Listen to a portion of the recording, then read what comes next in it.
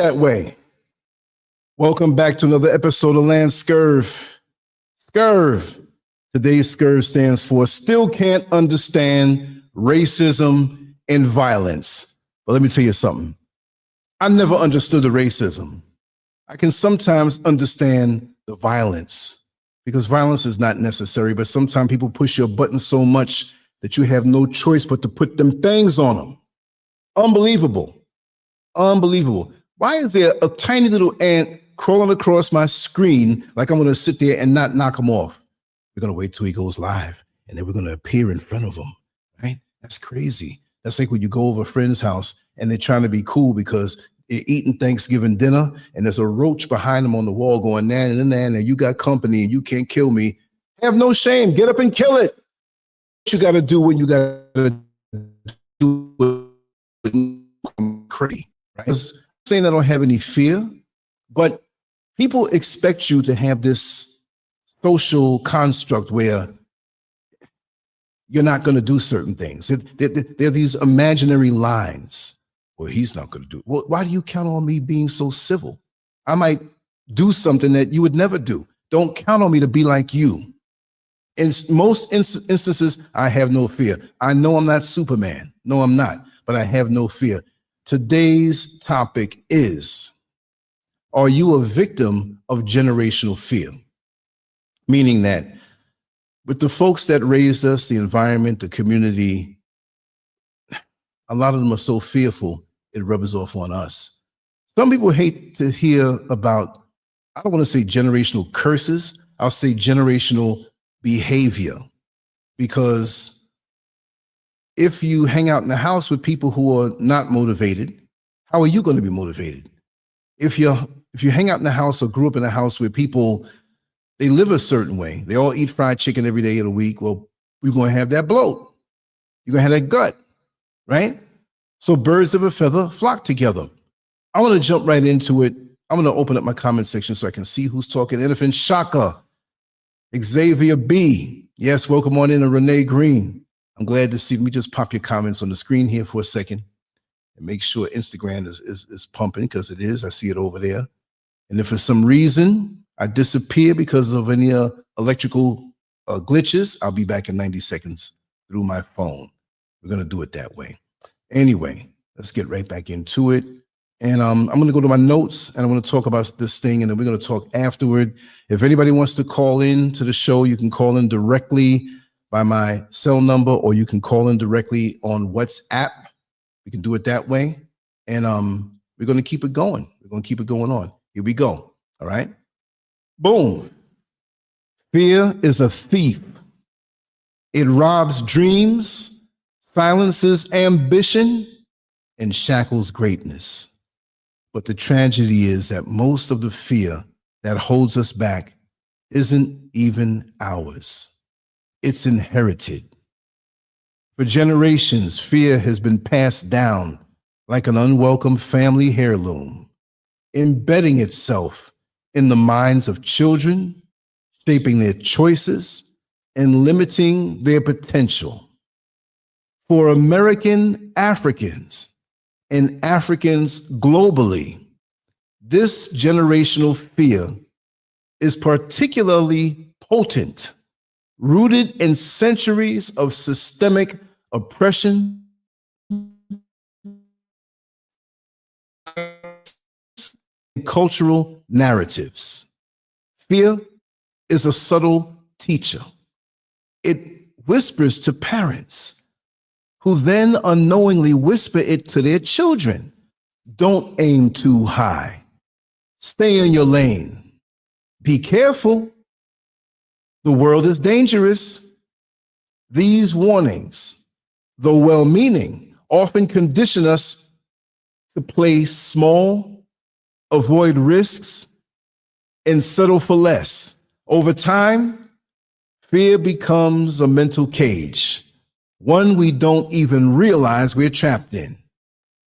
This monologue of mine will dive deep into the origins of generational fear, especially in Black communities, and examines how it seeps into our minds through upbringing, culture, and community. We'll explore how fear is planted, how it grows, and how it stifles our ability to unlock the greatness within us. By the end of this show, we'll not only identify these barriers, but also find the keys to break free and reclaim our power. See, reclaim your power? What you mean reclaim your power? Most of us don't understand. Reclaim your power? That means you have power and you let it go. We have power. Look, let me make a bit of analogy. I'm always getting these analogies and thoughts in my head. Have you ever went through a whole week where you were broke, or you thought you were broke, you thought you had no money, right? So you budgeted yourself out for that $7 or that $5 that you had. Well, I can only spend $1 a week. I can't hang around my coworkers around lunchtime because I'm going to be hungry. So I'm going to take a little walk and get $1 bag of chips or bag of cookies and something to drink and nibble on that and watch them when they leave the pizza. And then we'll say, anybody want a slice of pizza? Yeah, I'll take one. See, you think you're broke. You think you're broke. You didn't know you had $200 in your pocket. When you did the laundry that weekend, you said, wait a second, what is this? $200, and I walked around thinking I was broke. So when we say reclaim our power, we have power that we don't realize that we have. But we move with these narrow constraints because we feel we don't have the ability or the talent or the wherewithal to accomplish certain things, so we think small. We see other people doing things, we think, well, they're better than us. Deep down now, the people, I'm going to talk about it. We think small. Many other people are better than us, even though we'll say, oh, no, I'm equal, I'm good, I'm blessed and highly favored, but you're not accomplishing the things you're supposed to accomplish because there's that little voice, you know you can't do it. You better play it safe. Don't try to go too high because the fall is, forget all that stuff. Be daring, live life, break boundaries. I saw a broadcast on YouTube where a gentleman was playing a video of a young man, but it didn't look like a young man. It looked like a young woman. It was a man who had a sex change, right? And this thing looked just like a woman. Lights on it, not much makeup, because this individual said that from 13 years old, the mother allowed this child at 13 to take estrogen blockers, which stops the onslaught of testosterone on a young man's system to give him the secondary sexual characteristics, the deeper voice, the hair on the face, the muscles. So the mother made sure her child, a young boy, started the estrogen blockers. So what I'm saying is that, did the boy have all this in his head? Or was the mother subtly suggesting all along that you should be a girl? Not saying it that way, right? But corralling the mind. You see, parental influence and your family and your friends and your community, it's a great influence on you. So here this person is in their mid-20s looking just like a woman. I mean, I'm not even saying there's no lust or anything. I'm just looking at it like, that's the woman? No, that's not the woman. That's a boy, that's a man.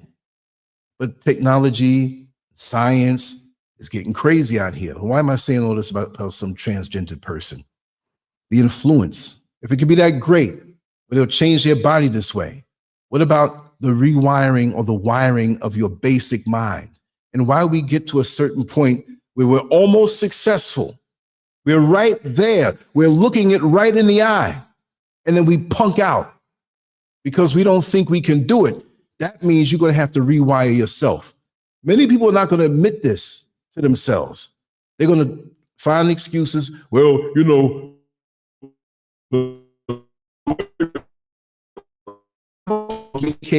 the system of oppression in America and globally. I know all about that. I've been fighting that thing all my life.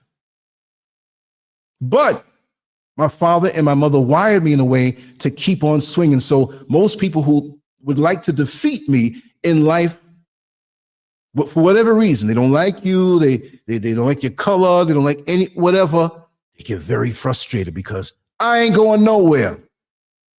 I was put here for a reason, to be successful. You get knocked down, but you show how great you are by getting up. And if you're afraid and you have fear, you ain't getting up. You do just like Buster Douglas when Evander Holyfield knocked him down. He lifted up his head, probably said, oh, I'm getting all these millions. Put my head back down. I'll settle for less. I'm going to keep swinging until the good Lord calls me home. Seriously. I don't go out like that. Anyway, let me see if there's anybody else here to acknowledge. Viewing pleasure from DC. Welcome on in. Oh, Diane, you're here. Thank you. Thank you for being here. Gina E. Yes, we definitely have to talk. Ah, you saw that woman. Yeah. Viewing pleasure saw it. That I saw that video. I'm a woman and I couldn't tell that was a boy. Let me tell you something. All my life, not to get off the subject, but we have to talk about this, right? All my life, I was always able to tell. You know, growing up in New York City, a lot of this stuff was going on already. Yeah, I mean, if you grew up in a hick town, not to put it down by saying that, we saw these things. We saw the rough versions. My first dealing or seeing this kind of stuff with transgendered or people who, or men who are messing around with their hormones, their body to look like a woman, came from like 5, 6 years old. My father had a client on Christopher Street. Now, I'll say Christopher Street. I don't know about now because I've been out of New York City for 24 years, but it ain't going nowhere. Christopher Street back then was the gayest street in New York City, right? All kind of stuff was going on. But this man, he was an architect. He had a property down there. My father used to maintain the custom floors because it was a landmark property and it was only like 5 or 6 people who can do work on those places. So he'd bring me everywhere in the summer vacation because the school to go to school. So I remember looking out of the window. I'm like, Daddy, how come them ladies look like men? They were big and tall and some of them had breasts, but they had the Adam's apple. They had the deep voice. They were trying too hard to be feminine. And he told me to deal about that, right? So all my life, I could be sitting on the subway train somewhere, riding on into Manhattan to work or go to school, because you all know a high school of art and design, right? And let me see what Gina E said. These deceptions were always here, right? Just more hidden. I see them as a right. So being out there, if one was sitting in front of me on the train, they may even have everything almost, I don't want to say as good because ain't nothing good about that, but almost as effective in their visage and how they looked. But when you look in their eyes, when I would look in their eyes, I'm not looking in their eyes, be looking in their eyes like I'm a romantic, but you're like, wait a second, you pick up something strange. And when you're on, you ain't going to get fooled. So this thing would look back at me and I'm looking like, and it's looking at me like, and it starts blinking eyes. You could tell that was a man. It was almost like a mask. It was almost like a woman's mask on their face. But you saw the essence of who they are. Now, this thing that I saw, and you saw it, viewing pleasure. Yeah. Let me see here. Wiseman, you said, what now? Do a show on the Black Boule and the secret societies or fraternities really that bad toward Black liberation? How do you avoid these groups? I did a show on that. And I think like the first day it went like 85,000 hits and it froze. I think YouTube kept it where it couldn't be seen. I can't find it since they took the old channel down, but I'm gonna try my best to find it. I think there's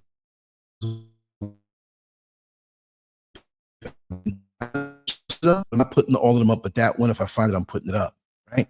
Well, back to the point. These things can be hardwired into our psyche. We have to really be honest with ourselves and look within ourselves and be brutally honest and say, okay, the way Wise Man 91, thank you so much. Much love and appreciation. We have to be honest with ourselves.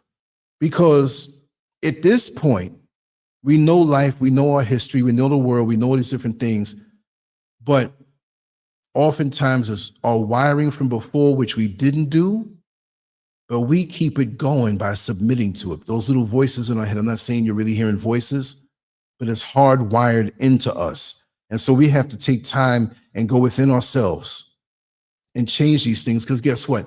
Nobody in your, I'm going to say family, I'm not trying to insult anybody, but family, friends, and community, but family first. Whatever your family was, it may not have been parents, it may have been a grandmother, an auntie, an uncle, grandparents, whatever you call family. It may not even be blood relatives, but those who are around you when you grew up. They're not going to ring your phone and say, you know what? I was thinking about it. I hardwired you not to be successful. I hardwired you to have fear. So I'm gonna work on you. They're not going to do it, because if that's inside of them and they transferred it over to you, guess what? They don't even realize it. And it could have came from great grandparents, whatever have you. Study the families you know. I'm asking you to do that. Maybe not right now, but I'm just saying, really think in your meditation about the parents that you knew growing up, of other friends that you had, and how they treated them, how they acted, and they set the limitations so that they, not that they're going to be spiteful, I'm going to make you fearful so you're not successful. But it's natural to them. What's going to transfer? How you see the world. My parents exposed me to a whole lot while I grew up in New York City. So it's almost like I traveled the world. I know different cultures, different races, different places. In New York City, you have an opportunity for that. I mean, Chicago too, other places, LA, maybe, but New York City back in the day, you wasn't whipping it. It was like living in the internet. You just had to read books, travel different neighborhoods, learn different things. It doesn't mean you're better than anybody, but I think that New York City is gone. The way it was, it's still the vast cultures. You can go anywhere in New York City and find a neighborhood for the different countries in the world. The different languages, all the languages. I think they said that, was it Astoria? Astoria in Queens. The Astoria section in Queens is the most diverse place on the planet Earth, and that's right now. Imagine that. And it was kind of before, but I think it really developed into that. And fact check me on that one. I learned that about a year or two ago. Maybe it changed somewhere else. It's not going to be Tuscaloosa, right? It's not going to be a hick town anywhere, but I find it to be very interesting as far as being a melting pot. There's other things going on over there with the illegal migrants and, all of that stuff. But also, I want to talk about maybe later on a vertical short, I want a vertical live about tomorrow, the inauguration, all these things they're saying about things happening, all these things that they have planned and everything like that. I'm not a doomsayer, but I'm kind of glad I'm not in America right now, right? But let's get into this really quick. Let's jump into this. Let's go to the videotape. Remember, what's his name? Warner Wolf from Channel 7 in New York. Let's go to the videotape. No, we're not doing the videotape right now. I'm looking at the notes. 10 ways fears enter and limits the mind through generations. Fear of failure. Don't take risks. Parents often instill a fear of failure as a way to protect their children. Growing up, hearing phrases like, don't embarrass yourself, or you can't afford to make it's a mindset where perfection is the outcome. For American Africans, this is compounded by societal pressures to perform twice as well to gain half the recognition. This fear creates a paralyzing aversion to risk, which stifles innovation and entrepreneurial spirit. The child who grows up in this environment learns to play it safe, avoiding opportunities that could lead to failure, but also lead to success. They settle for mediocrity because failure seems too dangerous, forgetting that failure is often the stepping stone to greatness. So they're stopping your greatness by putting this fear where you can't take a risk. Look, If you're not going to take a risk, then go back to bed, lay down, and don't do anything for the day, because you know what? Oh, if I take a shower in the bathtub, I might slip and break my neck. If I get in a car, I might have a head-on collision and die. If I eat a piece of chicken, a bone might get in my throat and choke me. You want to live like that? And there's some people who have lived like that all their lives, and they get older, and they start playing the game. Well, if I did this and if I did that, things would be different. Man, get out of here with that 1982 stuff, that 1979 stuff, that 1962 stuff if you're old enough. And we replay the stuff, and people try that on me. Well, you know, Lance, you could have really been a great so-and-so if you did this. Now, I wouldn't depend on them to tell me anything back then, but they were kind of envious of the talents that I have. And they said, I'm not going to say nothing to encourage them. Friends, acquaintances, but I don't depend on that anyway. I do what I need to do. I've always been self-motivated. And I know that to be great, which I'm not saying I'm trying to be great, I'm just trying to manifest, like I always say, the seeds of greatness inside of me, right? The bottom line is, I'm not going to be afraid, because on the other side of afraid and afraid to take a risk, there's ascension, there's growth, there are new realities. What would happen if I was afraid to come back to Africa, to West Africa, to Ghana? You know my story. I came out here April 25th, 2019, and left on May 13th, 2019. And when I left back on May 13th, two things came back with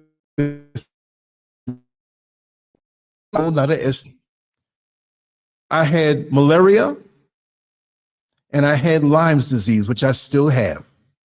So it's not taking my energy, right? It's what they say, it's incurable, but it's just something that wears you down with fatigue every now and then. I don't know. I think I scared it away. This brother, almost 62 years old, got too much energy. We can't slow him down. And I dare you to try, because I'm going to eat better, get more sun, keep more good thoughts, get my sleep. And I've been worn down a little bit these last few days, because as you can see, this little part of the corner, I've been doing a lot of work. Oh boy, and it's coming along good. But I don't let nothing stop me. Even when I was right on the edge of death, I was like, I'm coming back here. I like the way I felt. Like that dog that you keep chained up in the yard all the time. He's a male dog. And one night, you forget to chain him back up, that long chain that doesn't allow him to get outside and need a fence. And he's not chained up. In the fence, you know, the chain link fence where they had the, it's back, blows open. He doesn't have the chain on him. He hears the call of a female dog at that time from a distance, and he knows exactly what it is. And he breaks out of the fence, and he goes and gets a taste of heaven's gate. He's not the same. He stays out, and you don't know where your dog is. He comes back in 2 days, maybe 2.5 days. He's hungry. He's glad to see you, but he's all scratched up, all messed up. He's now wild. But is he really wild? He's enlightened to the things that he can enjoy out there. So he'll come home, but now his mind is open. He wants to go back. Now, I'm not saying that that's exactly what it was for me, but once I tasted Ghana and didn't want to come back home, but I went home sick, people are like, you almost lost your life with that malaria. Why would you want to go back?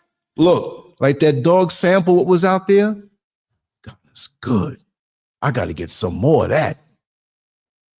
In a few months, the house was sold and we were waiting for the borders to open. Boom, and we're here. Because you know. But did fear rule me? Oh, if you go back, you might get malaria again. But they got pills for that you can take immediately when you have that feeling. Now I know that feeling. I'm not scared. I know a little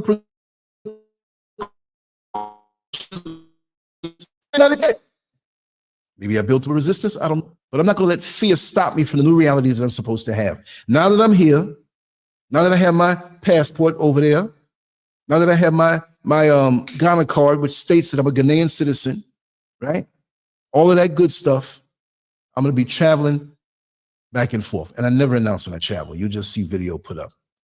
I'm not going to say, hey, everybody, I'm going to South Africa now. Hey, everybody, I'm going to Tanzania, Kenya, Gambia. I'm not saying it because this world is crazy. And some people, you know, governments, and I'm not saying I'm not big. I'm saying I'm smart, but it's not fear. It's not fear. I'm just being smart. Anyway, let's move over to the next point. Let's go there. Let's go there. Fear of authority. Don't rock the boat. Rock the boat. Don't rock the boat, baby. The Hughes Corporation, 1974. Remember that song? In communities that have historically faced oppression, fear of authority is deeply ingrained. Parents warn their children to be cautious around figures of power, from teachers to police officers, to avoid conflict or harm. While this advice may be rooted in survival, it can instill a lifelong fear of challenging authority or advocating for oneself. You won't stand up for yourself. Over time, this fear conditions individuals to accept unfair treatment, avoid speaking up, and shrink themselves to stay invisible. It perpetuates cycles of silence and compliance, preventing many from stepping into leadership roles or fighting for justice. Ain't that something? Fear. There's so many different ways to experience fear. Here's another one, right? Don't rock the boat. We shrink ourselves. We're subservient. We don't want to speak up. We're on these jobs, and we're not getting paid what we should get paid. We're not getting treated the way we should get treated. You, the person in that next department who has a parallel position like you, doesn't do as good as work as you, wasn't there as long, but now they're getting paid more. But because you have fear of rocking the boat, well, I don't want to say nothing because I don't want to lose my job, and I don't want. Why are you afraid? I know fear was beat into us through slavery, and many of our mothers, not my mother, but I'm saying back in the generations, knew that their young sons would be the target of racism, even death, Emmett Till. So they groomed them to just, no, don't just, you know. So many of us became beta males, effeminate. I'm not saying effeminate in the fact that we're switching and all that. So yes, some of them too. We go on these corporate jobs. You're a man. You go back in your neighborhood. You speak with authority. You walk with strength. You're not overdoing it, but you don't stifle your manhood. The fact that you have testosterone in your blood, you're there to secure and support your family, protect them, provide for them, and you're supposed to go on somebody's job and be a punk? You're 6'4", but now you 5'9" because you don't want to be too tall in front of your supervisor or administrator, or as so many say, my boss. I'm my boss. I decide what I do every single day. I ask advice of people I trust. When it comes down to it, I make my final decisions. I ain't no punk. In that world, the corporate world especially, but America, the Western world and the Western mindset will take the black man and make him a punk. And it's accepted. Just like when you in church, and I've said it before, when you get up to go to the restroom or go to your car and you put your finger up and you do the stupid walk, dumb look on your face. You know where that came from? See, the slave master wasn't stupid. He would always install one of his own sitting up high in the black church during slavery to make sure you're not talking that revolutionary talk. So when you wanted to get up to go, you asked his permission and you put your finger up. And you made yourself almost a clown, just walking, oh, take time. I don't want to insult Master. So all of you all in church that are still doing this, stop it. And if you see somebody doing it, I was going to say smack them on the back of the head. Pow! Stop that. Stop reducing yourself. When I first moved down to Orlando, Florida from New York in February of 2001, which I still had dealings and selling my house, so I had to go back and forth and stuff. That was a whole different story. I couldn't believe many black men, I'm not saying all, I'm not knocking Orlando, a lot of strong brothers down there. When I went to work in corrections, there were a few brothers that I had a chance that were born and raised in that little area who thought that I was too outspoken, that kind of pulled my collar. Say, hey man, you know, you're gonna have to.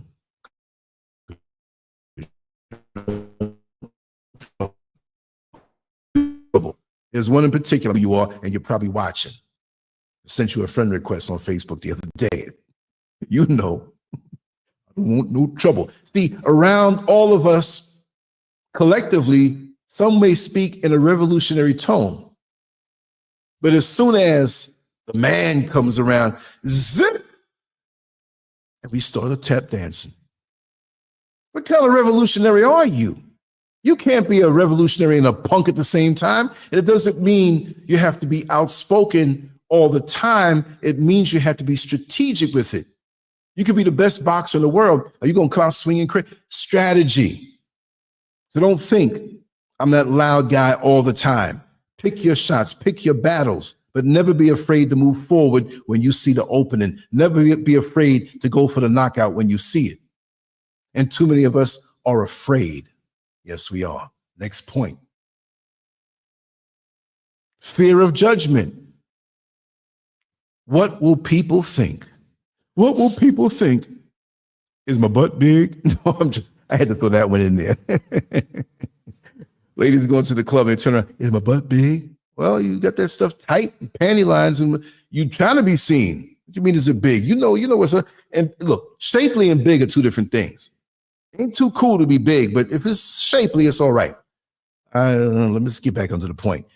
Many parents emphasize how the community perceives their children's actions, instilling a hyper-awareness of others' opinions.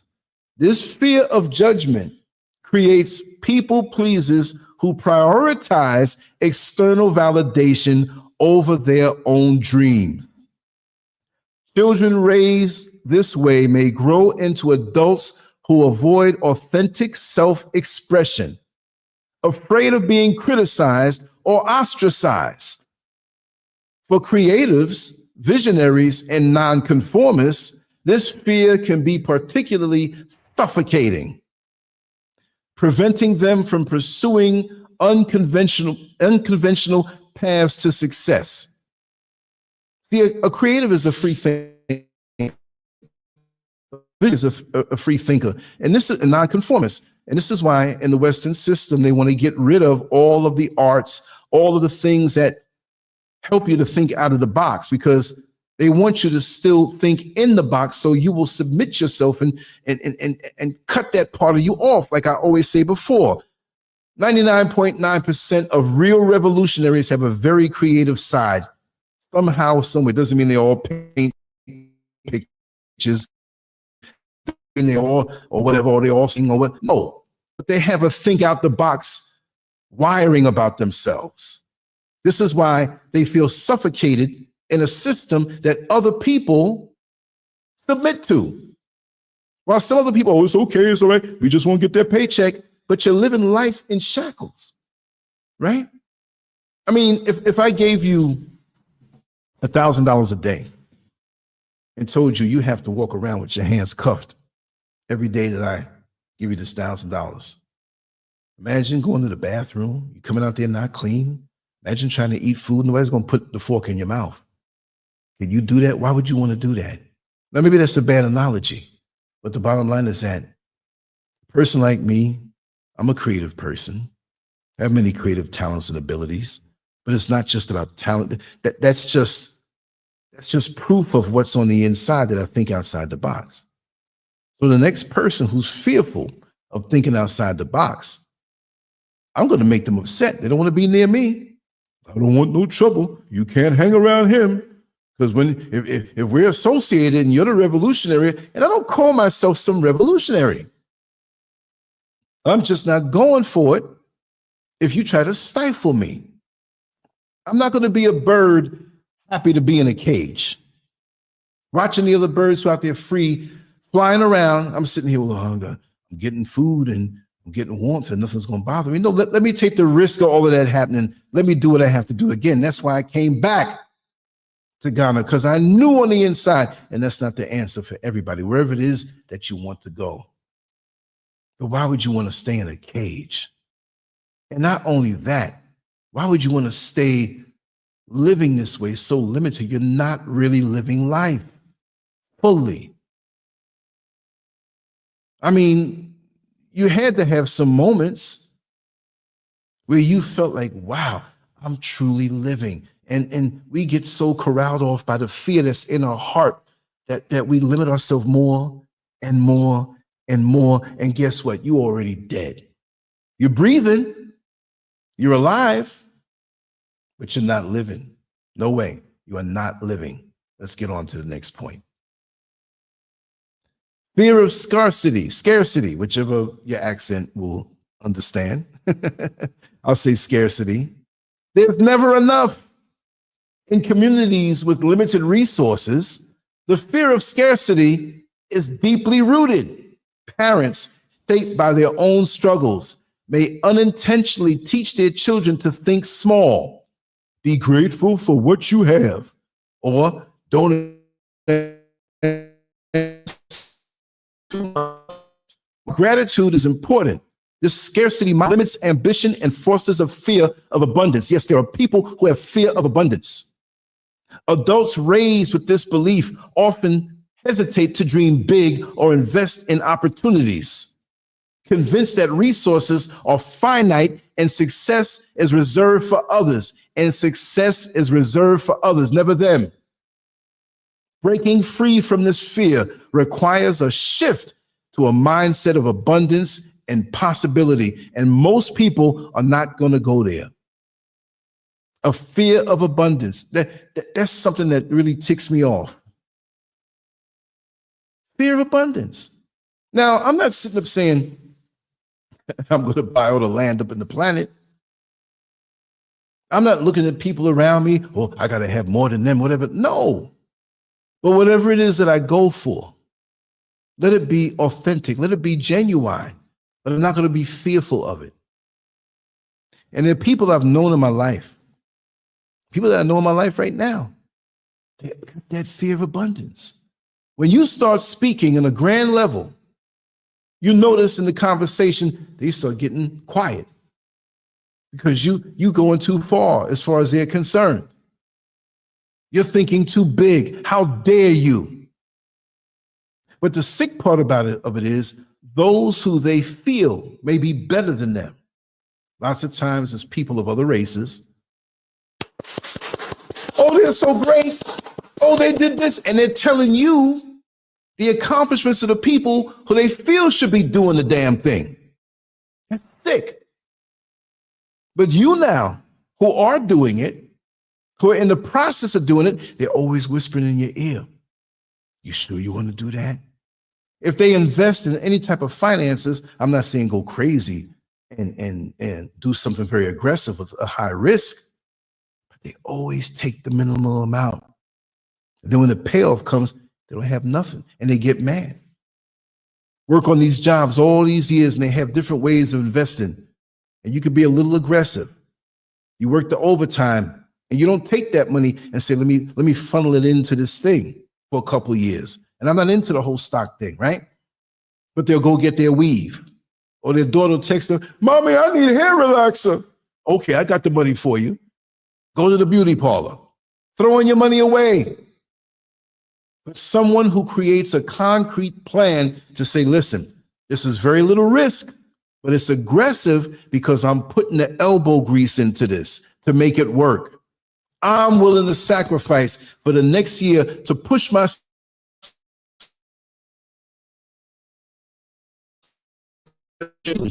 Every year I go up. Every year things get better. While some folks sit there and just year after year, and they'll tell you at the end of the day when they see you reach your goals that you're lucky. You mean I'm busting my backside all these years to get to this point, and you're going to say it's luck? What about sacrifice?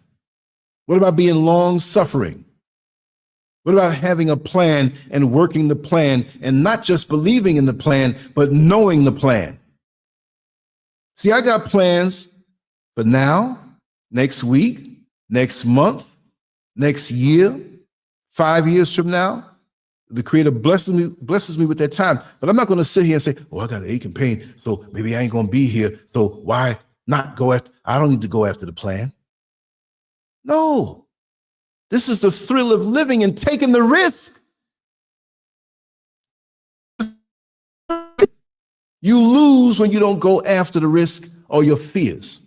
Whatever you fear, you look it dead in the eye and say, fear, you're going to motivate me to be great because I'm not scared of you. I'm not scared of you. You're not going to stop me just from your presence. Da, da, da, da. Fear shows up. Okay, I'm going to sit down and do nothing. I'm sitting down. No fear's here. He might get me. No, you got you. Fear's laughing at you because it didn't have to do anything to get you. Let's get to the next point. Fear of disappointment. Don't aim too high.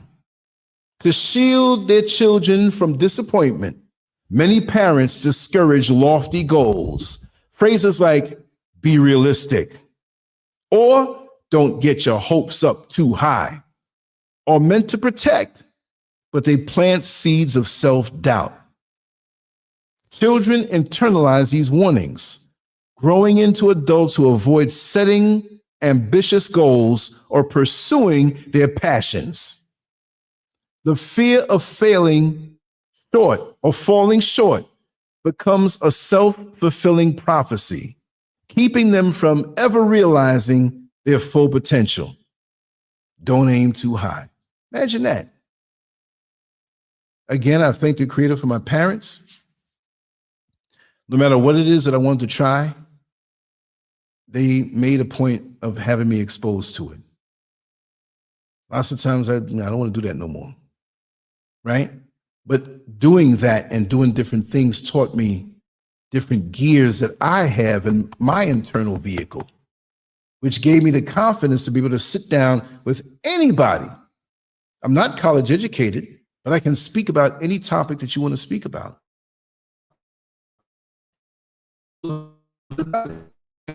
Speak on it, because learning never ends. I can do whatever it is that I want to do. And when people tell me, well, you know, back in the day, Lance, you could have been good at this and you could have been doing that. And that's a way of coming at you in a negative way because they were envious of what you had on the inside and they didn't have the confidence.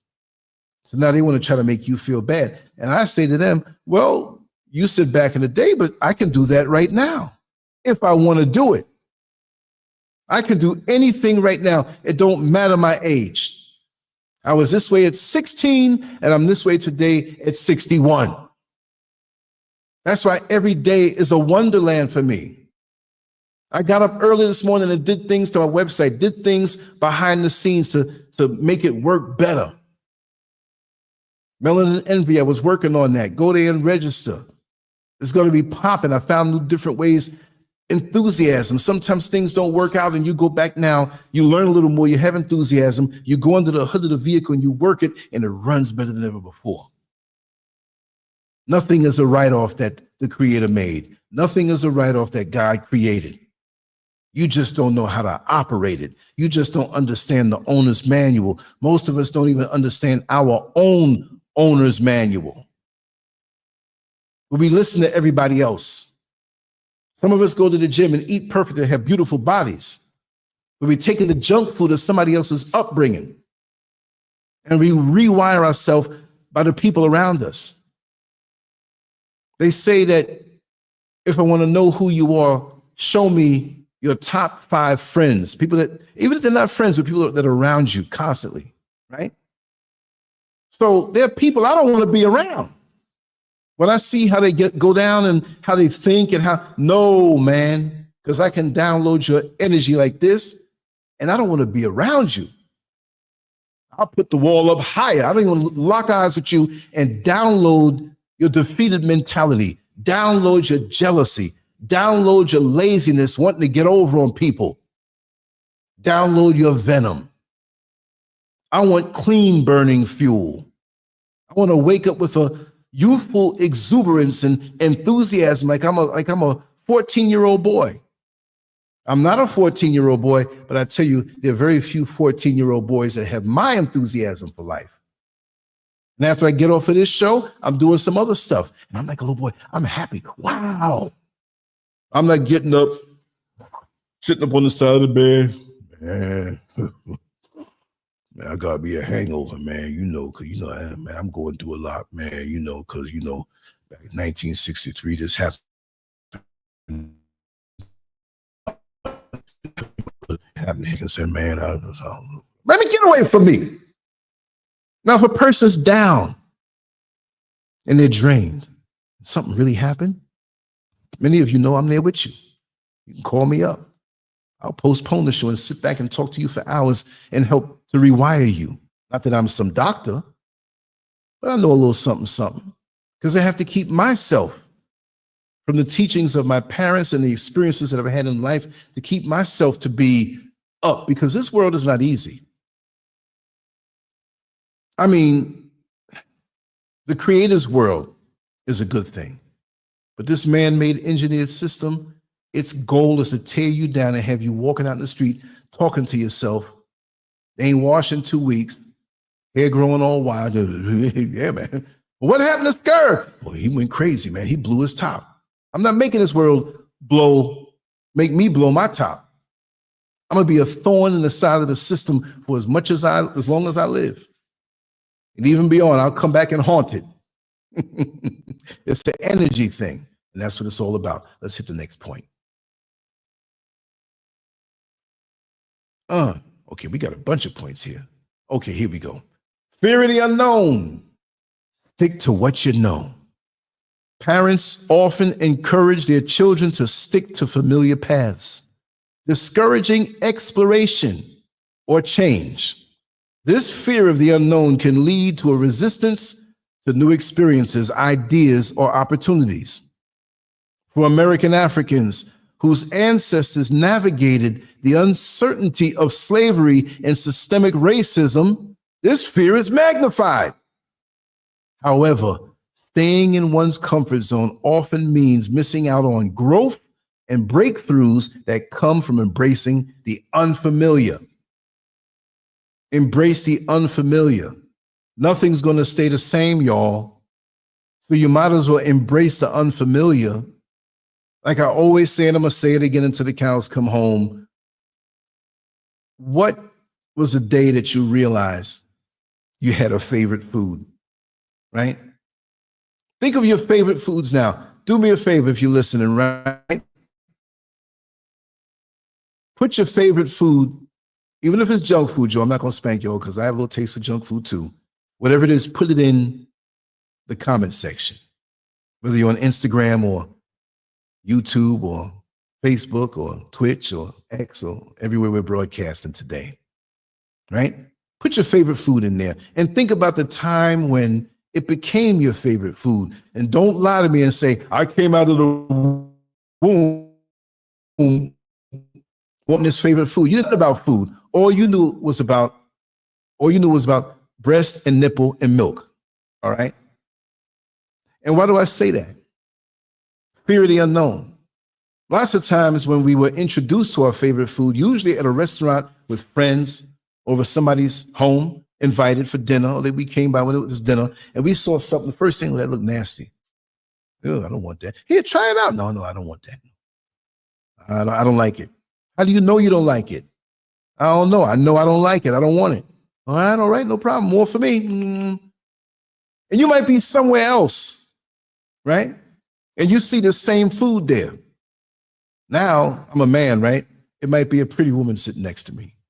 Very influential. Hey, try this out. I don't think so. Come on, boo, try it out. Puts a hand on the side of my face. All right, I'll try it out. Just a little bite. Tasted it. It's hitting my brain. You want another bite? Yeah, this is good. Wow, I like this. And now you're thinking how foolish you were in the past when you refused it before, but you didn't always know. So this is why we have to get out of our comfort zone. Listen to new types of music. Walk down a different street. Go for a different career, which is not as easy. I understand that. But start learning things. Read. You got the phone. Look, the phone. The phone. That's your library. When's the last time you went to the library?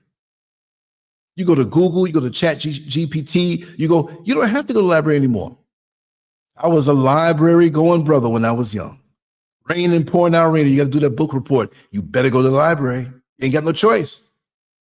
Your stomach don't feel right. So if I go to the library, I don't know if I'm going to make it. I had that chocolate cookie and chocolate milk, and two chocolates don't mix as far as food's concerned, right? But we did it anyway. We had it the hard way. But we have more ignorance now, but we got these space age smartphones and we're walking around just as dumb. I'm not throwing off on anybody here, right? Yes, Matthew White, I'm just peeking at the chat room now. Thank you for being here. Eric Ford, missed you too. Yes, and viewing pleasure, you paused the video to play Rock the Boat. Oh, yes. Thank you so much, Eric Ford, for the kind words. You know, catch many. Yeah, stop living in fear. You're right. Move on. Because, you know, my other private saying, and my older brother can attest to this, even though he has his own channel, is better to initiate change than let change initiate you. That's I didn't get that from nowhere. I started saying that in the early 80s. I don't know how that came to me. But there's one saying, now if you hit it anywhere else, they stole it from me. And you can use it. When I step up to say, hey, where'd you get it from? It's better to initiate change than let change initiate you. Look for the change. You still have your present reality. You're still going to have that. But one thing I'll say, it's going to gradually move away. Gradually move away. Slow. Certain aspects of those older realities may still be there, but others will clear away. And one day you wake up, you say, wait a second. You'll hear an old song, and you say, wait a second. My life has changed. I'm walking down the road in the mountains of West Africa. Ain't no corner stores up here. It starts getting dark. It gets dark, y'all. My reality has changed, but my connection to the older realities has not diminished. I was laughing at some old jokes because I always associate jokes with songs and people with songs and places and things. And I help my friends to kind of think that way too. And they'll call me up in the middle of the night, man, I just heard so-and-so. I was thinking about you with that joke, man. It was so funny. And we laughing. I'm picking stuff out the corner of my eye. I'm like, yeah, man, that was funny. And we end up being on the phone for 3 hours. That's living. That's the connection. Don't be afraid to explore something new, because that new thing, that new taste of a food might be your favorite food, right? If I was scared to come back to Ghana, the place I didn't want to leave when I visited, I said, man, I got mad when it was time to go. I said, man, we going tomorrow, and I wish I can stay. I don't know what it was. I'm not putting America down. I love America, not the system. I love my people. My people could be in different categories, but we have the spirit, we have a certain mind. I'm not hateful. But that system there, in the hollows, the people who got no sense, the ones who see something so obvious, not a conspiracy theory, but now you're seeing things obvious. 2025, you're seeing things better than you saw it 10 years ago, no matter who you are. You see what this thing, the veils are being pulled away. You see it for what it is. And guess what? 5 and 10 years from now, you'll see more. I'm seeing more. I see more to the point where the downloads I'm getting are just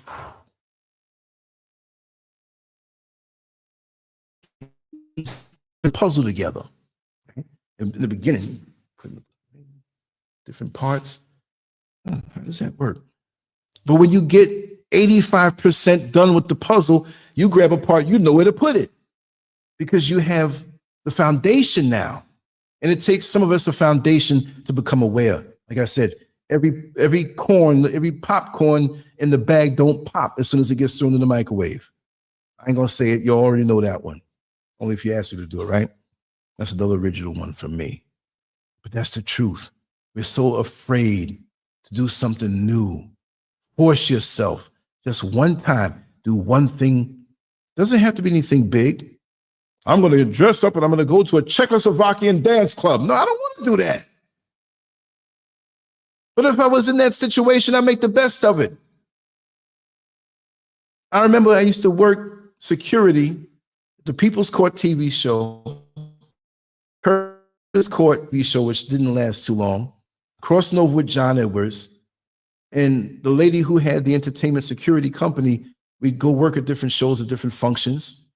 And I remember, I think it was crossing over John Edwards.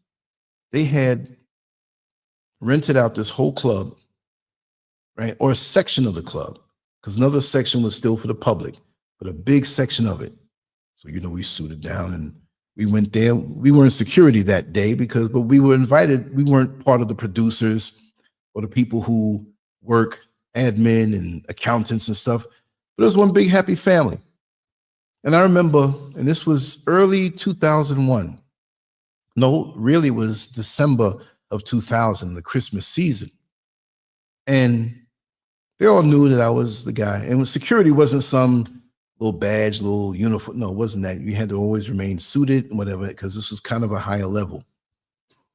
To get more detail, crossing over with John Edwards, why did they need security? It wasn't during the show. They had their detectives and stuff during the show. And I worked with a detective, and I think I was the only one who wasn't in law enforcement technically, but I had that look and I had the way of carrying myself. You know what I mean? I could bluff that. So I got that job and they knew it, right? Wow.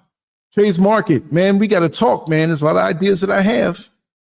Let me see here for a second. Let me just, listen, sweetheart, I'm going to call you back. I'm on a live show, okay? She never says okay. She just hangs up. I know he's doing another live show. Anyway, where was I? Oh, with crossing over with John Edwards, right?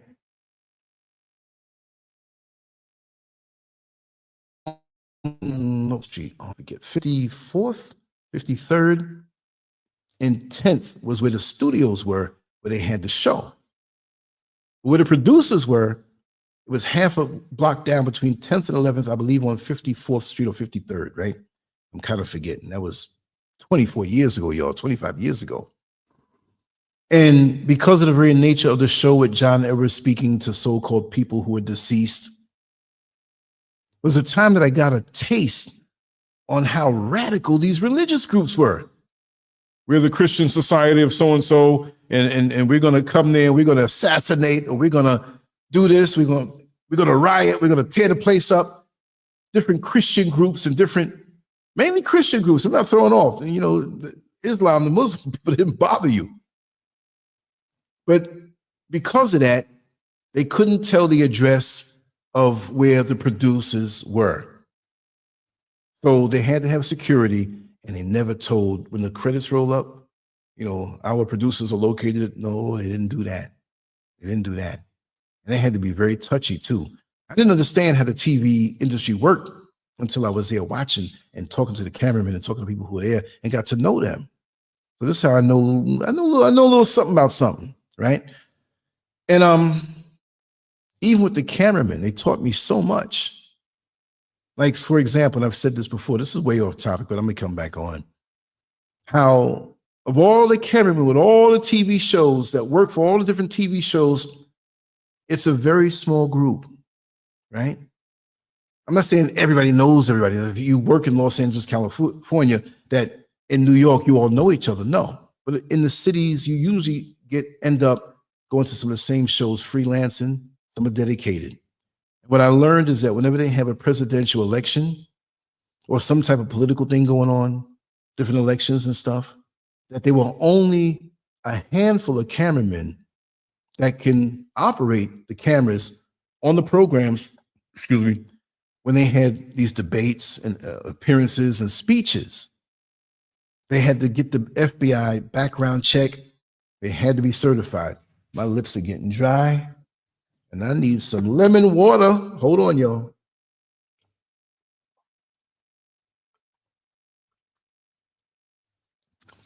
I don't think anybody would argue that I'm talkative, right? But and they taught me that. So because there weren't really enough to go around, whenever there's anything going on in Washington and whenever there was an election, the few cameramen that were approved and had the background check thoroughly, because some of them couldn't work because things in their background.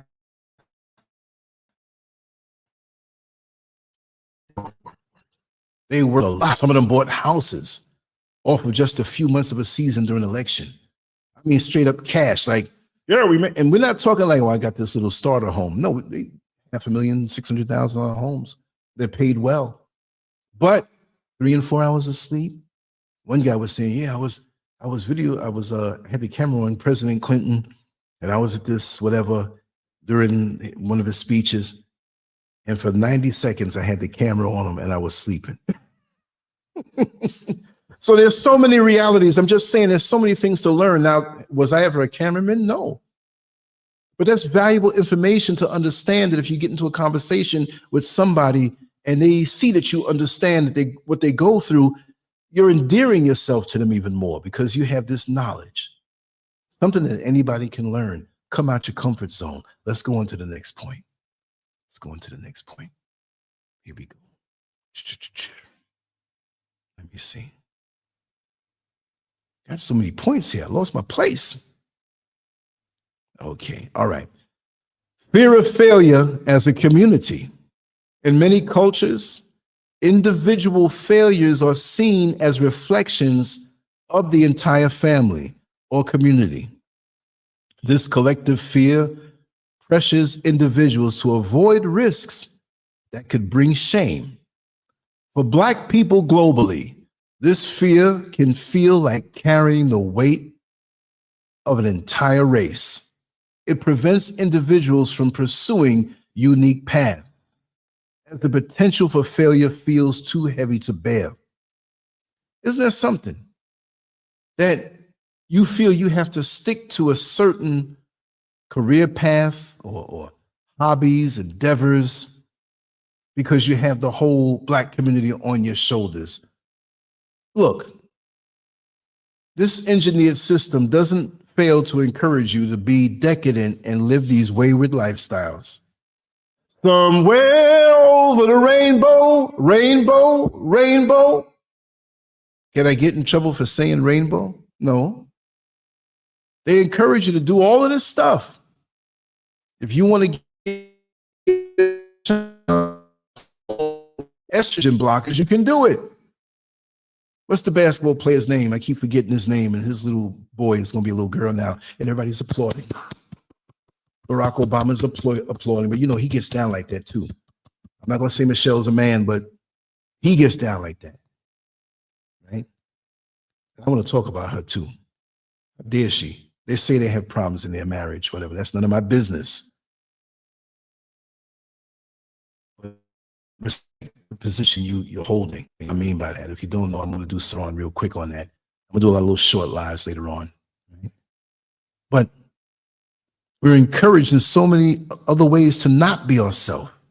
Why are we not encouraged to be ourselves? Why aren't we taught? And we can't expect the oppressor to teach us to be full strength. No. Like they say, the master never teaches a student everything. And he's been our master, and he ain't going to teach us everything. So you can't expect to vibrate at the fullest capacity under him. or her. Her allegiance is to him in that system. And you don't have to move away and go to Africa to get independence that way. You can break away from the system here and they don't have to know anything. If you're in corporate America, or in a situation where you're playing the game and have to, play the game, but know exactly what you're going to do. I think one of the guys he's the CEO of TikTok now. I think he was a guy from Singapore. He worked under Zuckerberg at Facebook, way under, but he learned. You see, many of us get jobs that we despise. I know I've had them. But while despising it, I knew there was something there that I can learn, that I can take with me. Most often, nothing that a supervisor was going to suggest, because you would be a threat if they see that you have a modicum of intelligence. But you got to play dumb sometime and get that knowledge. Because once you have the knowledge, they can never take it away from you, but knowledge isn't enough. How many people have gone to historically Black colleges and universities? We think, yes, but they're afraid. They're afraid. They go right back into the system. I'm not saying everybody, so don't come hate bomb me in the comment section. But with all the brilliant Black minds that we have, number one, why don't we have our own social media platform? I mean, a whole lot of other things, right? But with all of this stuff, with information and our opinions being corralled and being shadow banned and whatnot, all the millions, billions that we have, all the Black billionaires in Africa, Black billionaires all over the world, well, you know, the athletes and the actors, they can't do nothing for their people. They can't even read a book and share a link without them small hats coming down on them. You got to truly be independent. And once you get up out of that system and they see you as a revolutionary, you ain't going back.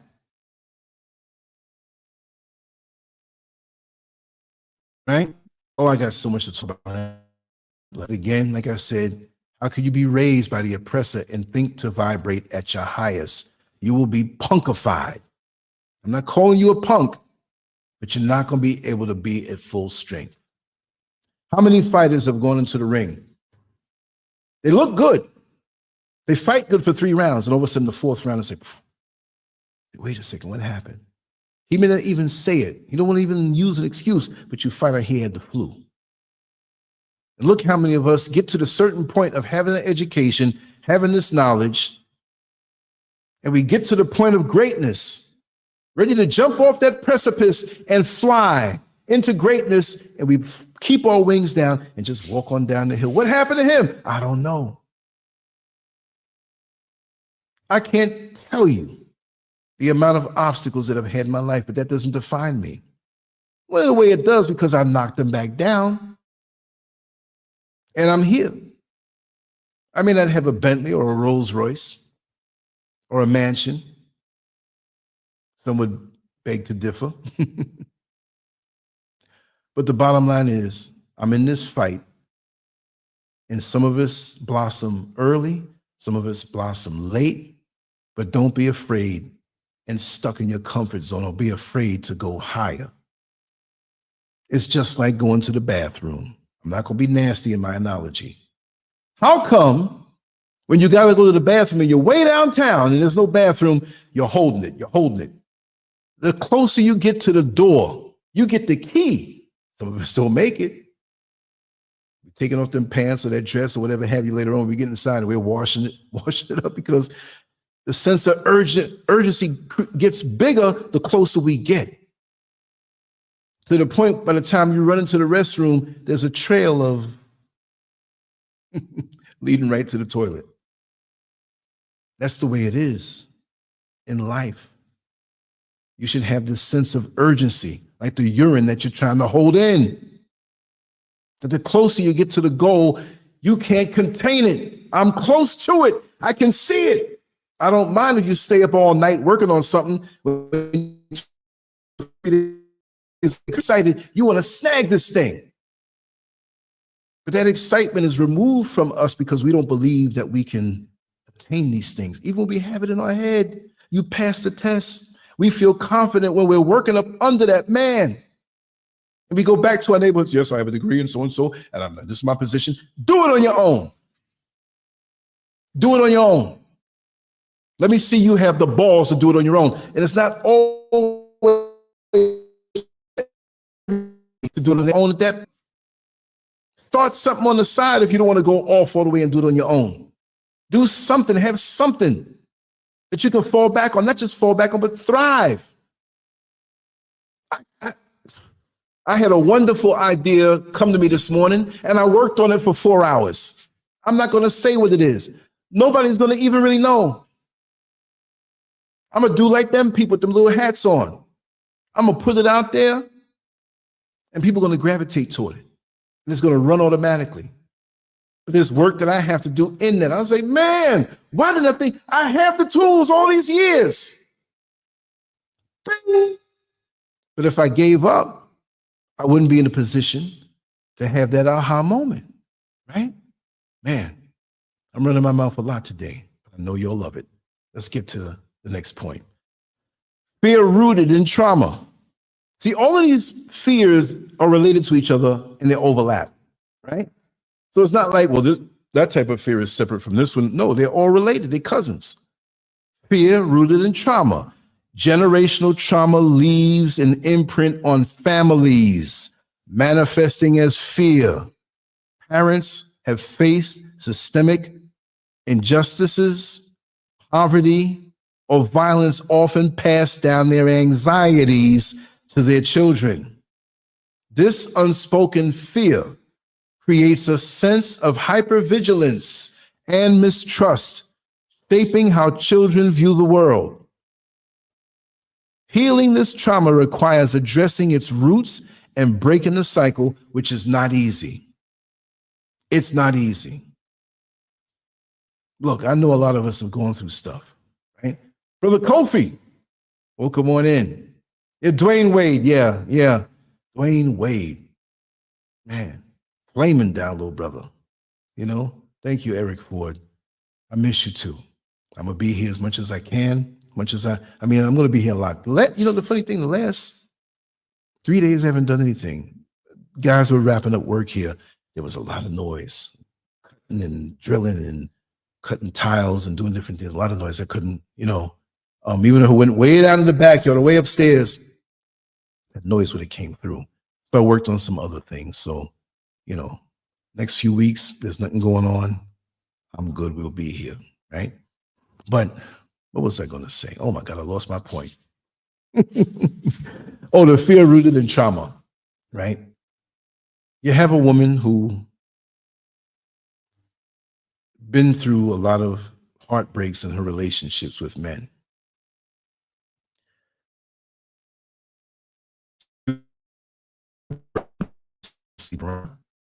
But she trusted a lot. And what she received on a generational level was the ability to trust, which is not bad. But you better balance it out with some sense. Because her mother was very trusting. Her father was very trusting. So she inherited this thing of trust. The world is rosy. The world is good. The world is a nice place. Everybody's good. So she ran into the brick wall of being emotionally abused, sometimes physically abused, used for her money, talked bad behind the back of the girlfriend she thought she had, and it left her traumatized. Now she grows up after being run through the mill with all these traumas going on. And now she has a daughter. She has a bunch of sons, but she has this one daughter. So she wants to protect the daughter. So her trauma was transferred over to the daughter, unlike her, who had parents who instilled lots of trust, maybe imbalanced. But they probably grew up in a different world, different community, different time. I know I have. I grew up in New York City. I've seen it all. I don't want to be there now. I don't want to see no more than what I've seen. I have enough.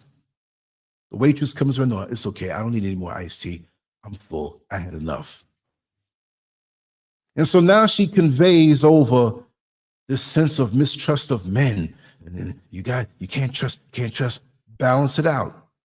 Teach her how to filter out the negative energies that come around her.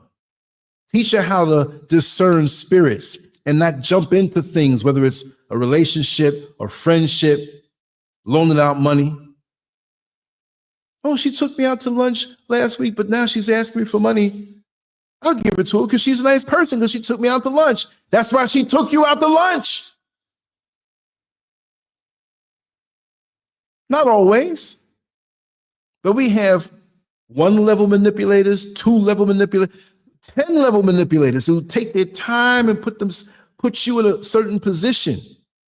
There are people trying to manipulate me right now who think I'm a millionaire, who think I got money like that.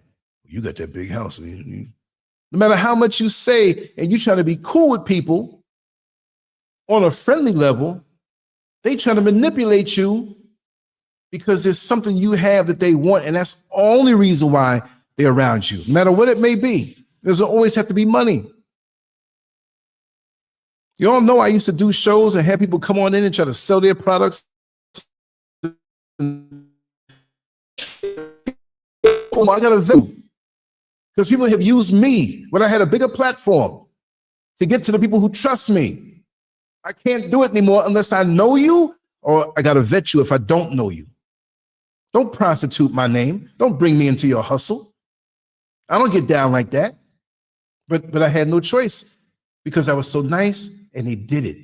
Now I have a choice. Now I'm smart like that. And I think I'm kind of street smart. I think I'm kind of wise. But no matter what, no matter how good of a fighter you are, boxing, you got them good hands, guess what? Your eye gonna get swollen up. You might get your nose broken, your lip busted.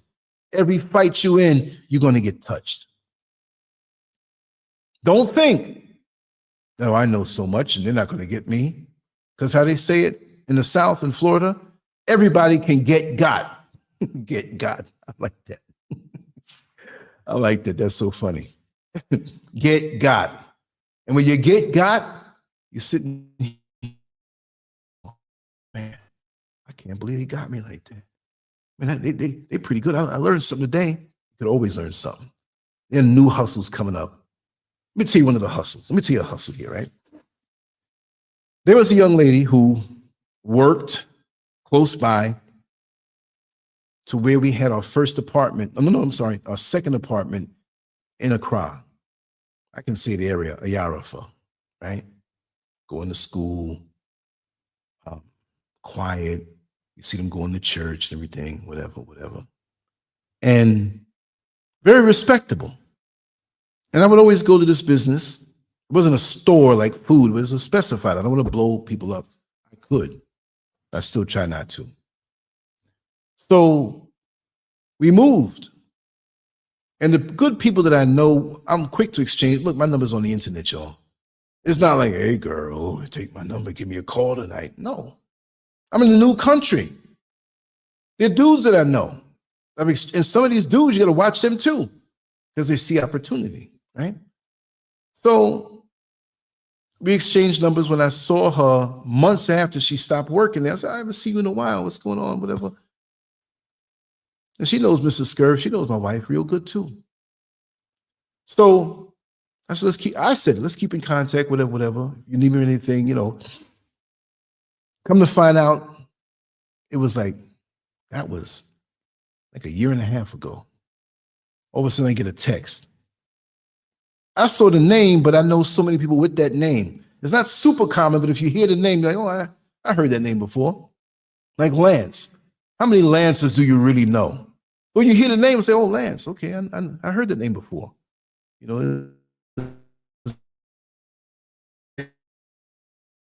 was one named white guy named Lance Kerwin. And he used to tease me, Lance Kerwin. No, I'm SCURVing. He's trying to copy me. So I get this text. Hi, how you doing?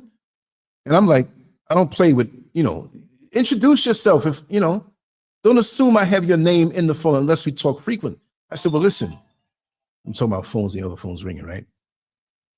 I said, have we met before? Have we talked before? Oh, hi, how are you? And I said, no, who are you? Introduce yourself. Oh, I'm so-and-so. I heard the name and I'm like, okay, which one? And she said, oh, I'm so-and-so. I said, well, listen, I'm talking about phones, the other phone's ringing, right? I said, have we met before? Have we talked before? Oh, hi, how are you? Introduce yourself. Oh, I'm so-and-so. I heard the name and I'm like, okay, which one? right? Because down through the years, you're on the line, you have your number on, pick a name and it's in my phone, probably like 10 of them. The common names, forget it. John, what John? I got like 75 Johns in my phone. Not John's like a pimp and a prostitute. Why did I say John, right? But she made me realize who it was. But here's the hustle. I don't know whether it was a boyfriend or whatever, but they got a hold of her phone and trying to get money out of me because I know them. They said, oh, it wasn't a big amount. Till next Thursday, I'll pay it back. My phone was stolen. And I didn't think. You calling me from the phone where your name is in my phone, so how is it stolen? Boy, they got money over thing called they have here, mobile money. They call it MOMO, and it works through the phone. So I could pay you. You don't even have to be around me. If I have your phone number, I input it in the amount. As long as you're a MOMO customer, and I'm a MOMO customer, we can, I say, hey, I'll send it to you during MOMO. And this is how people do. I had a guy who was here doing work, and he called me up from a different number trying to get me to send, but see, he said that he did work before and tried to come between me and Mrs. SCURV and say, well, she said to pay me so-and-so. And I checked back with him. He's like, no, he's paid already. What you talking about? Hustles, manipulation. So this is how sometimes we can have gone through things. We have to be careful not to be imbalanced in what we convey to our children or those seeking advice. We got to be careful.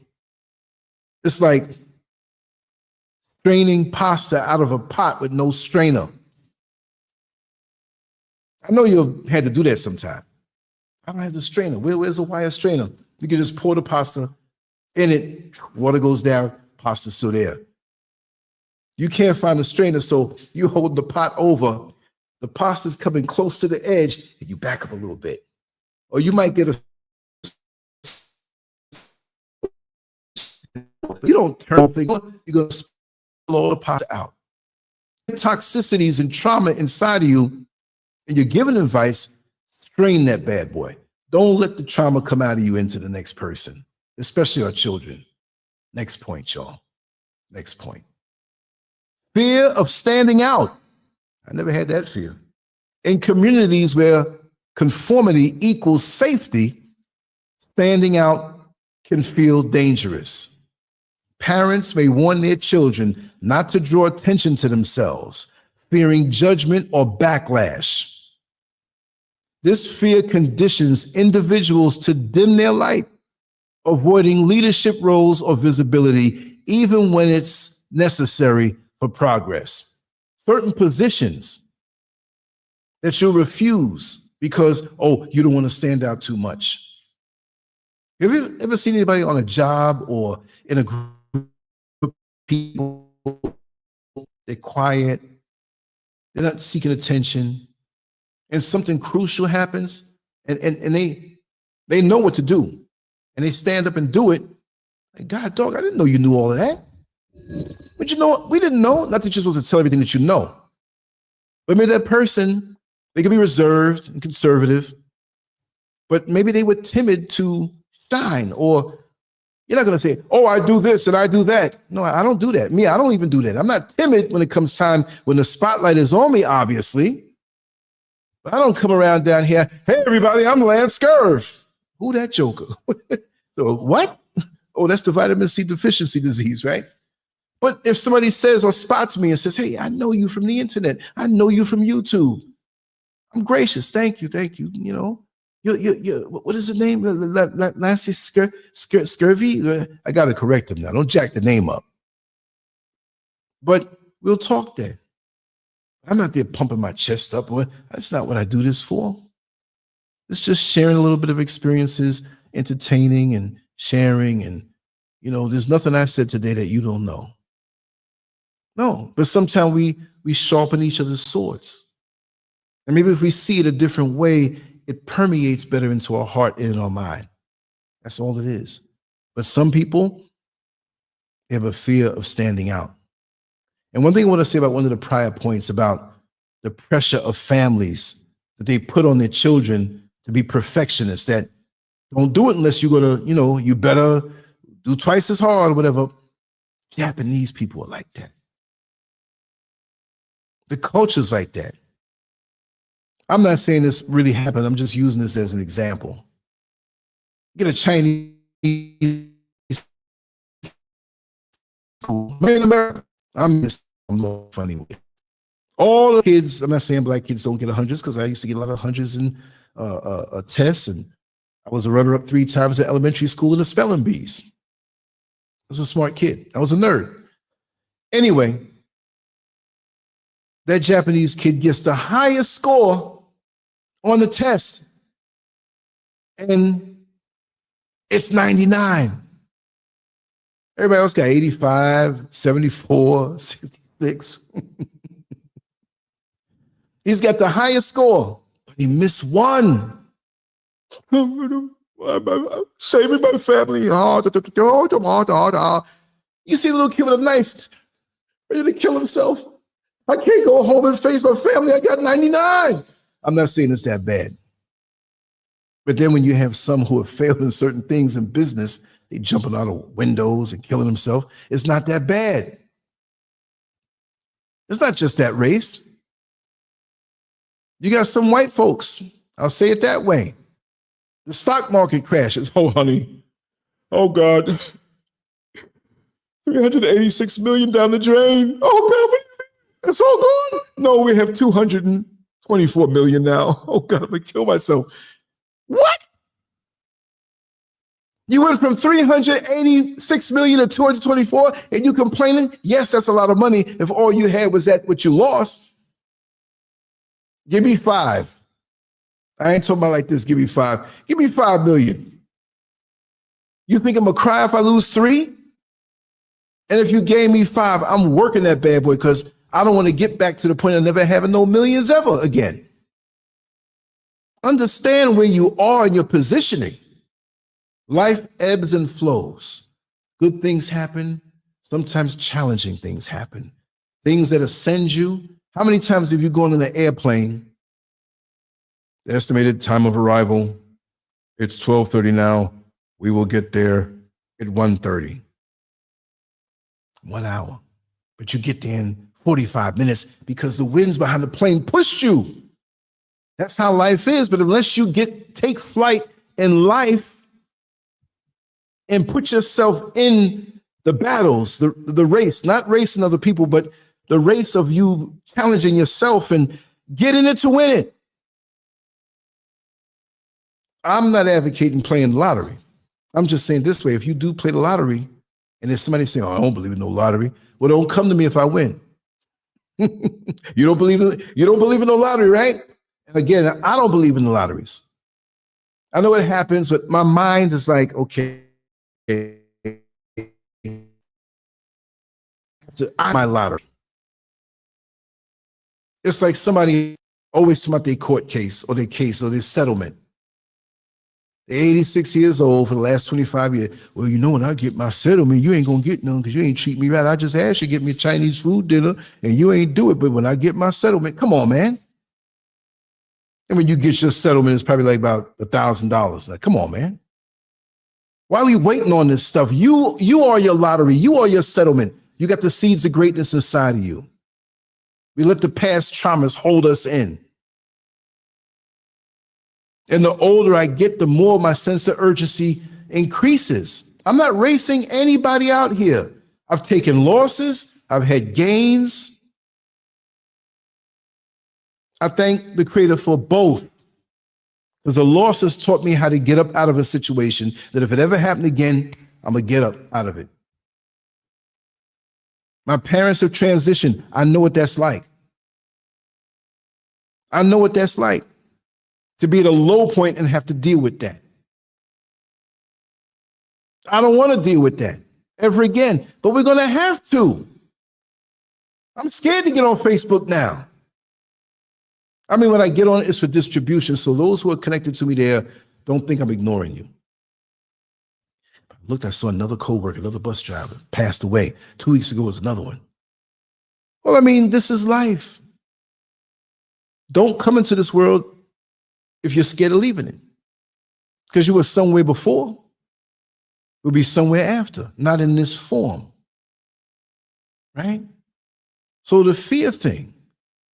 Well, my mama died this year, my daddy died. Well, I'm getting close. I might die too. You're going to die physically. Okay, wake up. Since you know this, it's not total death. If you believe it is, then you're done already. This is the runway to go higher. You're taxiing down the runway of life, not getting any traction, not getting any wind beneath your wings. So when the runway ends, you're already in flight. But you taxi down the runway being nosy, watching this one, talk about this one, not realizing time is going on. You should be on your own mission, that as you deal with others who are taking the same flight like you at different times, you should be taking flight early in the runway. You don't know how long your runway is going to be. I've said this before. Your runway might be 100 years. Don't just say, oh, I'm going to play around for 95. And no, take flight. The runway up. Notice you're already in flight. Worst thing is to taxi down the runway with foolishness, indulging yourself in foolishness, and you waste all the time that you could have been taking flight and you never fly. You know, I believe I can fly. I know I can fly. In many areas of my life, I'm already in flight. There's one or two little things I need to get up off of that runway. We're human. Be realistic with yourself. Be brutally honest with yourself. Stop lying to yourself. Teddy Pendergrass, remember the song back in the 70s? You can't hide from yourself. Doom, doom, doom, doom, doom, doom, doom, doom, doom, doom. I think he was talking to himself. When he got in that car accident, he knew who he was messing with. I ain't gonna bring it up. Google it, look it up. It's funny how prophetic we can be on our own fates. You can't hide for yourself. Next point. Fear can also be passed down. Success may come with expectations, responsibilities, and visibility that some families aren't prepared for. Parents may unknowingly discourage ambition out of fear of the unknown challenges success brings. Breaking the cycle requires redefining success as a journey that uplifts everyone rather than a burden. Ain't that something? Scared of success, but you talk about it all the time. And half of us are mad when somebody else gets it, but you don't want it because you're scared of it. There's some people I really and truly believe will self-sabotage themselves so they don't have to deal with success. But see, what does success mean? What does it mean to you? See, I have a cup, right? Now, my cup holds but so much, right? But I am unlimited. But my success doesn't mean I'm trying to conquer the world of possessions. I can be content while still going after success. My cup right now in my life is almost full. It doesn't mean I'm going to stop there. It means I'm going to get another cup. Okay, I was successful with that one. Let me do this one. But at any point where things start to slow down in my pursuit, I'm not angry. I'm not, oh my God, I did so good last year and I want to do the same thing. Things happen different. You may have 3 years where you don't really do anything except absorb knowledge and hold on to what you have. I'm not in a race with anybody. I'm not in a race with this fake standard that they put up that you have to have the 2.5 cars. Some of the successful people that I know, they're not even into material goods. They have a nice little place that they live in. And I learned a lot from this particular individual who I spoke to. What he told me. He says, I would rather be able to go to the airport, not have a ticket for a particular flight. Just go up and look at all the flights that are up and see which ones are on standby and pick that country and go to it. See? That's kind of cool. I said, well, when you get there, what you gonna do? I don't know. I'm gonna try out the cuisine. I'm gonna try out the food. So how long are you gonna stay? I stay 2 weeks. I might stay a week. I might stay 2 months. I might decide to go there and live for a year or two. But who can do that? See, that was his version of success, total freedom. In his area of expertise, he was successful. He had income coming in and set himself up. But his home was small. My studio was pretty big, but it was like that and half a floor above, and that was it. Because he was hardly home. He was enjoying the world. Didn't have to worry about being on a vacation. And when you're at work, you get a 2-week vacation. Some have more, some have less, depending on their seniority. And I can't wait. Man, I can't wait. I'm 2 weeks off. I'm going here, I'm going here, I'm going there. Then they give them a vacation. Oh man, 13 more days before I got to go back to work. 12 more days, 9 more days. You're trapped. The trick is to make every day a vacation. When you come home from the madness, make your home so sweet that it undergirds a certain mindset and you feel free. Instead of going somewhere else and saying, oh, I like the way this look. I always loved this particular restaurant, and they had these stones. This is not a fake background, y'all. See, I'm hitting it. It's hard. It's concrete behind it, and these are real stones. Ain't no fake little Home Depot paste up things. Whole place. I liked it. I like the way they shine. I didn't shine these up. With a few of them all in the back, but I'm going to make it where I live is where I want to be. Where I live is my resort. Where I live is my vacation. Every nook and cranny of places that I loved, and I made every nook and cranny here. If I go to that corner and sit down in here, it's the warm feeling that comes over me. I love being home. I get mad when I have to leave, but I enjoy when I do. But it takes time. You have to know yourself. What do you consider success? Right? Some people feel it's owning all of this stuff. I'm good right now, structure-wise, home-wise, house-wise. I'm good. Just want to finish it up and start traveling the world. I didn't want to travel the world before because I had a different mindset over me when I lived in the West. Now that I'm free, I'm like, whoa, I'm missing out on all of this. So success begets new levels of success and new standards. You got somebody who's in the hood, get their tax return check, and they bop it. Man, I'm successful. I got $4,000 or $5,000 in my pocket. Until you go to the avenue and do a little shopping and it's gone. Until you party for 2 weekends and it's gone. I'm not wishing this on you. That's success, something so fleeting. Why not make success something that's long lasting? That when you get to that point, the only way you're going to lose it is if you transition off of this earth. Did you lose it? You had it in a way where you know that it's time to go, but it's the journey. It's the journey. I'm enjoying the journey. You can't take that away from me, what I've done in life, the things that I've done, the people I've touched, and I mean it in a decent way, right? You can't take away that energy. They can take down a whole channel. They can erase a connection. And success for me is just not numbers. It's the connection, the love, the vibration that we share, which inspires me and undergirds me with the kind words you share, the conversations we have, even if it's offline. It's on the phone and stuff you share with me that it's like in confidence, whatever. We're family that way. We may not be DNA or whatever, and we may still be, but we are spiritual DNA when we are kindred spirits, right? Let me check out the next point. And really, we're wrapping this down. Fear is a powerful force, but it's not invincible. The glass ceilings we inherit from previous generations can be shattered with awareness, courage, and action.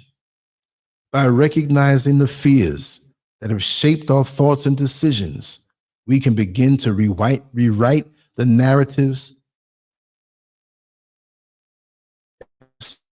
to us. For Black communities, breaking free from generational fear isn't just about individual growth. It's about collective liberation. By confronting these mental barriers, we unlock not only our potential, but also pave the way for future generations to dream bigger and achieve more. The seeds of greatness are already within us. It's time to stop watering the weeds of fear and start nurturing the garden of our possibilities. We've got to break the chains and step into our power and build a legacy of courage and abundance. But we're going to have to not allow the current and the tide to push us wherever we go. We got to fight back. No matter if we're getting pushed this way, we see we want to go that way, we have to fight hard to get to that point. It wasn't easy being born. You might not remember that. For your mother and for yourself. But you're here. You struggled. You succeeded. You are the sperm that won out over millions or billions of other sperm. You went through that struggle. I'm not trying to put your mother down, but that's a hostile environment for sperm. And swimming upstream. And billions of y'all to hit one egg, maybe y'all twins or whatever, but that wasn't easy. So you came through all of that to fail because of fear. Those sperms didn't have any fear. And you're the one that won out. So I don't understand the mentality of many of us who just let this thing make us forfeit the possibilities in life. Does anybody want to call? I'll drop the link. If you want to, I'll connect up the phone. We drop in the chat room just to give you a chance, because some folks say, oh man, you didn't put the link in there. And if you don't, it's okay, because I want to make some more content. Here in West Africa and Ghana, it's 2:51 p.m. I have 3 hours and 9 minutes worth of sunlight. I do want to get outside. I might do something outside there. And there's a link. I'm going to give it a minute or two. I'm definitely going to sign off and move on to the next stuff. I got to clean up in here. There was a lot of dust, but I said I'll do that tomorrow while I make content. But I had to make some stuff early today. I didn't do anything for a couple of days, but I had to. It's crucial. But I'm happy with the results, y'all. So I don't see anybody popped in. It's okay.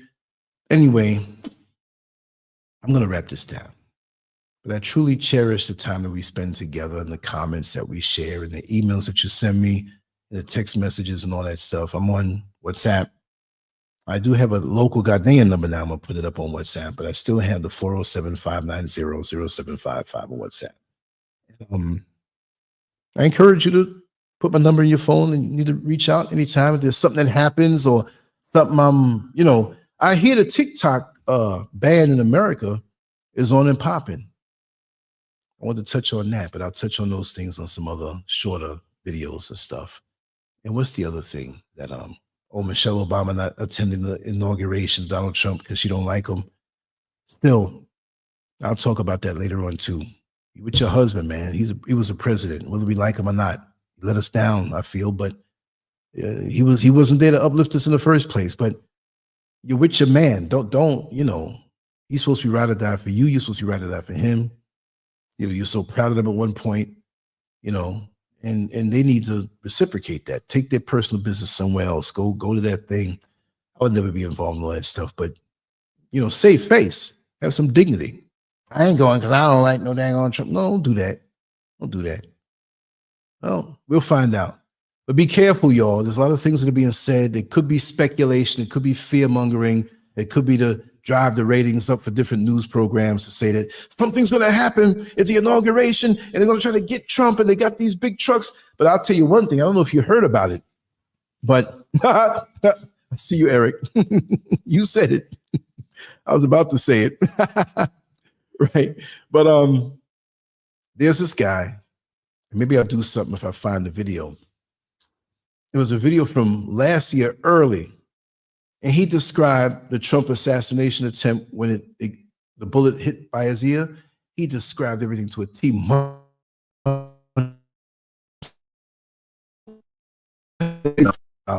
Multiple cities and the Statue of Liberty being attacked, and the inauguration. There's 1,000 people from Iran who came here through Mexico, and they were letting them in. They had years to plan all this stuff. But we know this stuff is real. Maybe it could be staged. I don't know. But we'll see. I'll talk about that. There's a couple of points I want to bring up with that, because I'm not really into the whole riff-raff, but we live in this world, so we better be aware big time. Anyway, I'm going to wrap it down, y'all. I'm going to flash that banner again of what the show topic was about. And I'll be back later on, maybe in a couple of recorded sessions, or maybe a live. I'm not sure. My voice is getting a little hoarse. I got to get something to drink, get something to eat, recharge. And we're going to come back with some more stuff. But just know that I love you all. Take care. Much love. LANCESCURV out. Peace.